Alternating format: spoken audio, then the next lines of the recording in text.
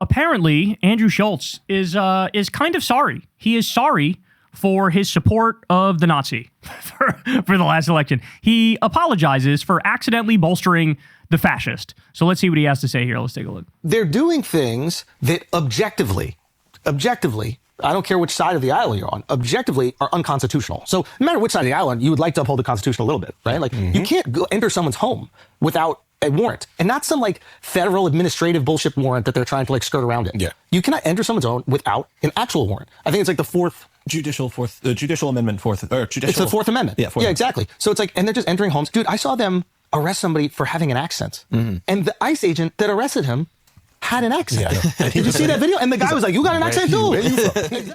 He either watched that Legal Eagle video about the Fourth Amendment and how they're saying administrative warrants count to go into houses even though they need a judicial warrant. He either saw that video or my video where we discussed that. But that's something now that everybody's talking about is they're just lying. ICE is just lying and saying we can come in your house with this warrant, but it's not a real warrant. It's a fake warrant. It's like ICE giving themselves permission to go in, which violates the Fourth Amendment. So he either saw my video or the Legal Eagle video, or maybe somebody else talked about it that I didn't see. But I'm happy to hear him saying this. He's not done yet, though. Let's keep going. Let's see what else he's got for us. Let's talk about what happened in Minneapolis. ICE murdered an American citizen in cold blood, and then the Trump administration called him a domestic terrorist. Yeah. That's it. Yeah. Like plain and simple. Yeah. I see the administration trying to spin it, and it's fucking disgusting. Yeah. It's like they didn't even have a moment where they're like, hey, we're reviewing the footage. We're going to try to see what's really happening. All of them, Trump and all the cronies, put out collective statements that immediately blamed an American citizen that was exercising his First and Second Amendment rights, right? He has the right to protest. He has the right to carry a firearm. He's a legal gun owner, right? There's no question about this whatsoever. And the administration immediately comes out and they try to gaslight the public, which you cannot do when we have 15 different videos of what happened. Yes. And that is what they do, though. But that is what they do. Yeah. And I think that governments have probably been doing this for centuries, millennia. And now you have a public that is armed with phones and we can see what actually fucking happened. And you're not going to just lie to us, plain and simple. What you're going to see, guys, is as time goes by, there's going to be no middle ground.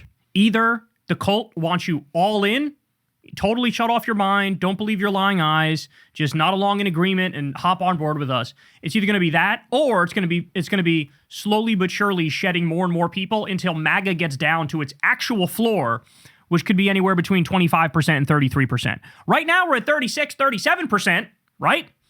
But we're talking about getting down to 25%, 28%, thereabouts. And it looks like the more they do, the more they lie, the more they're out over their skis, the more they smear dead Americans who they murdered, the more people will go, oh, hey, yo, did I sign up for this? I don't know if I signed up for this one, y'all. All right, he's still not done, though. Let me give you more. Here he is with Charlemagne on their show, Brilliant Idiots, I believe is the name. Let's see what he says here. Look, I know I had Trump on the podcast, and I'm aware. Explaining that, man. No, but let me just clarify, because I think it is important to say. That's interesting. Why is Charlemagne trying to get him to not discuss this? I would think Charlemagne would be like, yeah, bitch, apologize. I would think Charlemagne would be like, yeah, don't you have something to say to the people? Don't you have something to say about how you're sorry and you fucked up and next time I won't fuck up that bad? No, and I'm aware. Explaining that, man. No, but let me just clarify, because I think it is important to say. Like, I know how I had him on the podcast, and when I'm talking out about this, I'm not doing it to get people to be like, oh, he's a good guy or whatever like that, or trying to get anybody on my side. I understand that this is a horrific event that happened. I objectively want to talk about it. I got to be honest, man. Andrew, you know how it comes across? When you had on Trump and you guys were giggling with him and chuckling with him and shooting the shit and having like an easy interview and not really asking any tough questions, when you had him on, you were surfing the vibes online. It was very fashionable in that moment online to be with Trump, to be like, oh, we feel like edgy outsiders and we feel like we're supporting the guy that the system doesn't want us to support. So we're going to ride those vibes. I'm going to be a vibe monger and hop on the Trump train. And so the same thing that led you to effectively help Trump during the election is the same thing that's leading you now to go, I don't know about all this, dog. I'm going to tiptoe out of the room slowly. In other words, the vibes have shifted. The energy has shifted. Everybody feels the same thing, that, oh my God, this is horrific. This is fascism. This is imperialism. This is colonialism. This is the most corrupt regime I've ever seen. They don't give a fuck about regular people. Unemployment's out of control. Inflation's out of control. Over 30% of the entry-level jobs have been replaced by ChatGPT. The economy's turned into shit. we're in a serious amount of trouble. And so now the vibes online are fuck Trump, fuck MAGA, fuck everybody who was on the Trump train. And so now you, because your job is being a comedian, your job is to be an entertainer, your job is to be a public figure, and what you're good at is, which way is the wind blowing? Let me take the temperature of the room. Let me try to readjust and recalibrate because I don't want to be left behind. I don't want to be ignored. I don't want to be in the dustbin of history because I wasn't able to adjust with the vibes. And so you rode the vibes when it was pro-Trump. Now you're trying to ride the vibes that it's anti-Trump. That's how it feels to me. That's how it feels to me. Okay? And people might have different reactions to him. Some might say, okay, whatever, I accept what he's saying now. And some might say, hey, fuck you, man. You need a real fucking accounting for what you did and how you helped fascism rise in this country. There's going to be different reactions, but let's hear the rest of this. I understand that this is a horrific event that happened. I objectively want to talk about it. I'm not trying to win anybody over in this. You understand? You know the difference between right and wrong. There's a difference between right and wrong, and there's a difference between respecting and honoring the Constitution, the backbone of our country, and then completely shredding it. And this is completely shredding it. And now they're realizing that people have noticed it, and now they're trying to backtrack it. But by the way, he's been wiping his ass with the Constitution. Sure. And I've been on record a million times saying when he said we should terminate the Constitution to overthrow the results of an election, shit like that got to be disqualifying if you're running for president. Charlemagne, let's stick on that for just a second, bro. Trump said that before he went on Andrew Schulz's show. Let me repeat that. Trump said we should terminate the Constitution before he went on Andrew Schulz's show. Did Andrew Schulz ask him about that? Did Andrew Schulz hold him accountable about that? Did Andrew Schulz say to his face, that's pretty much disqualifying and nobody who says something like that should ever be president again? Is that what happened?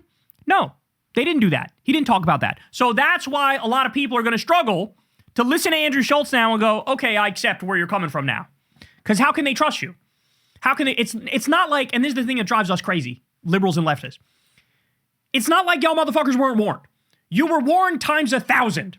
You were warned times 1,000. We were over there screaming through a motherfucking bullhorn saying, Trump is a fucking sewage pig. Trump is disgusting. Trump is a fascist, imperialist, warmonger, corrupt goon. He's a criminal, 34 times convicted felon, charged with 91 different crimes.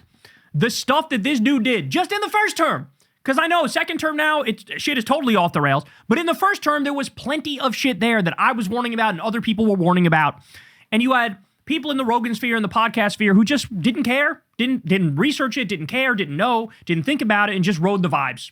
And that's the problem, is that, as Charlemagne said here, Trump said we should terminate the Constitution to get my ass back in office, even though I lost the 2020 election. I want to be put in the office and Biden kicked out. So we should terminate the Constitution to make that happen. And that was not brought up. It was not brought up by Andrew Schulz. It was not brought up by fucking Joe Rogan. It was not brought up by Tim Dillon to J.D. Vance. It wasn't fucking brought up. And so the liberals and the leftists, as per usual, we were right too early. Sorry, we were the buzzkill. We were the ones who weren't fun. We were the ones who were swimming against the tide, but we were right too soon. And now what I think people want to hear is people like Andrew Schulz go, hey, you know what? The liberals and the leftists were 100% correct and they deserve their flowers. I apologize. I was wrong. Here's a full accounting of how I was wrong. And oh yeah, by the way, shout out to the liberals and the leftists who are warning everybody from the top of their lungs that we're fucking ignored every single step of the way. I know that there are people sounding the alarms about this. When I saw these last few weeks in Minnesota, I didn't think it was possible to happen in the United States of America. I'm being 100% serious. To white people. No, to anybody. But you've seen it happen to black people. Exactly. Yes, to white people. It's okay to say that. No, it is.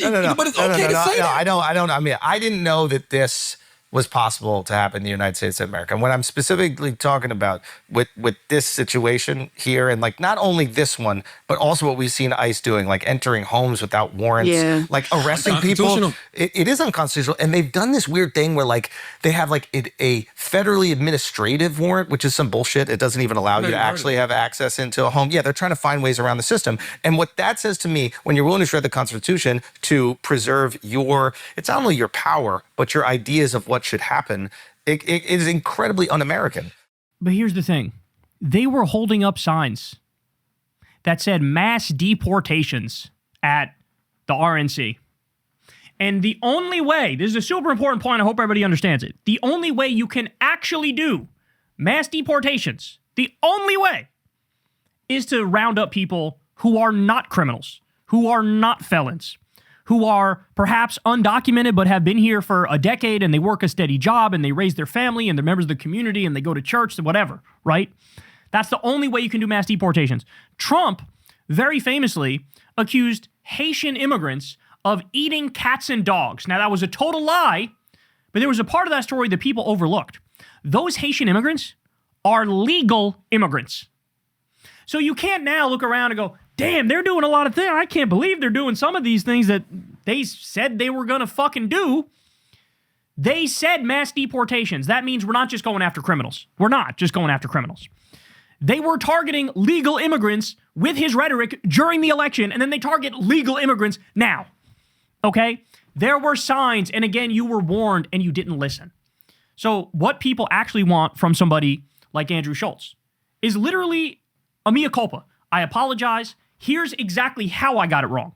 Let me explain to you what I was thinking, why that's wrong, why my critics were correct. That's what you got to do.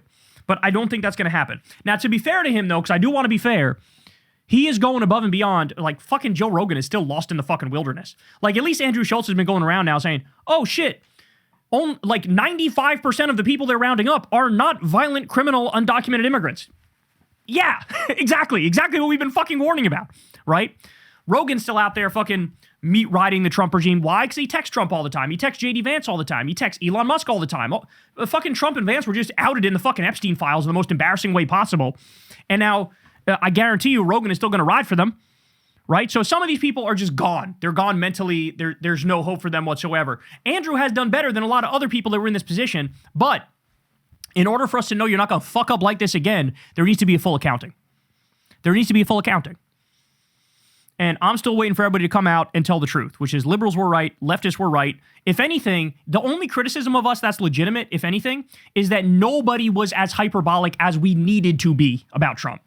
I knew it was going to be bad. I was sounding the alarm. I was warning everybody. But even I couldn't wrap my mind around the extent of the plunge into fascism and imperialism and colonialism and corruption, like the total destruction of anything and everything that was positive about this government in just a fucking year. So that's our only problem, is that we weren't hyperbolic enough, is what I would say. But there you have it. Guys, put in the comment section. Tell me what you think about this. Hey, y'all, do me a favor and like and subscribe. It helps out big time in the algorithm. Click the bell as well for notifications when videos drop. And watch that video on screen right now. You know you want to.